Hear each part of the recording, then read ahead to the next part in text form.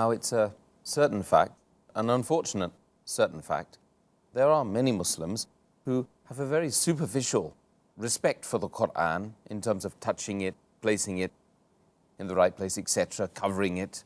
But unfortunately, when it comes to actually adhering to the principles of the Quran and implementation of those principles, there seems to be a lacking. Tell me, which is more important? The undue care and love and attention to the Quran, or the implementation of the virtues of the Quran? As far as giving respect to the Quran, meaning the outward respect, is that more important, or reading, understanding and implementing on the guidance is important? Both are important. A Muslim should respect the Quran as much as he can. At the same time, we should read the understanding and implement on the message which Allah subhanahu wa ta'ala has given us. But unfortunately, there are some Muslims who only give outward respect. That means superficially, you see the respect, but they don't implement on the guidance for which the Quran was revealed. So it defeats the very purpose. For example, many Muslims, they keep the Quran on top of the shelf. It's the topmost book. And they keep it so much on top that it catches dust. And if a person has to read the Quran, he'll think 10 times, that, oh, it's so high. It's difficult to reach. The Quran should be a book which is a guide for your day-to-day life.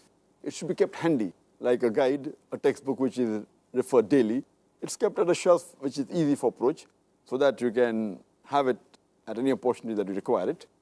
That is the way we should treat the Quran, as a guide for our life every day.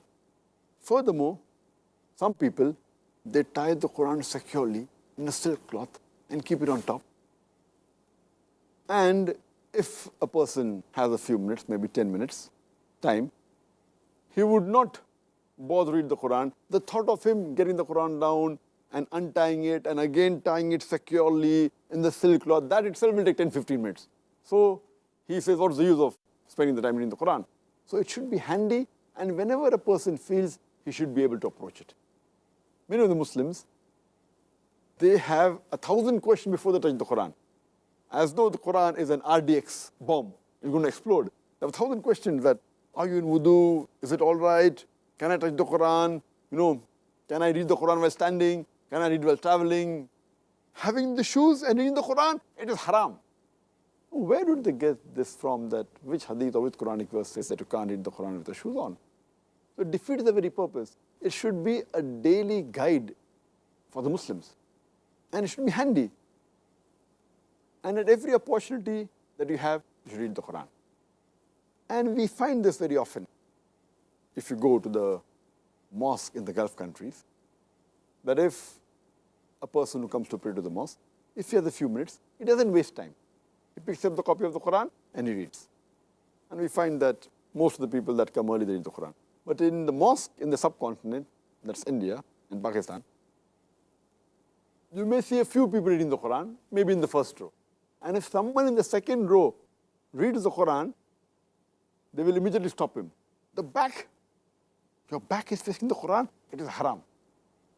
So these things were superficial respect, outward respect. It's not really what the Quran has been revealed for. It is revealed as a guidance for humankind. You should read it whenever you have an opportunity. And that reminds me of an incident that in the Gulf country, once an Indian Qari, he had gone to Saudi Arabia to visit the country. And because he was a very good Qari, they allowed him to lead the Maghrib Salah. So the Qari recited in the Salah, Surah Fatiha, then Surah Yusuf, and with a very good voice, melodious voice, with tajweed, alhamdulillah. After he finished the Salah, there was an Arab who was smiling. So the Indian Qari, he asked him that, why? Didn't you like my qiraat? So he said, no, your qiraat was wonderful. But I was wondering that in the Salah, you put Yusuf alayhi salam inside the well, but why didn't you get him out before the Salah was over? The joke is that he read the Quran, Surah Yusuf, but didn't understand what he was reading. So he put Yusuf alayhi salam in the well, but before the Salah, at least we brought him out of the well. So it's very important that besides giving respect, which is important, you should give respect. But the main thing is read the Quran with understanding and implement its guidance in your life daily. That's the best.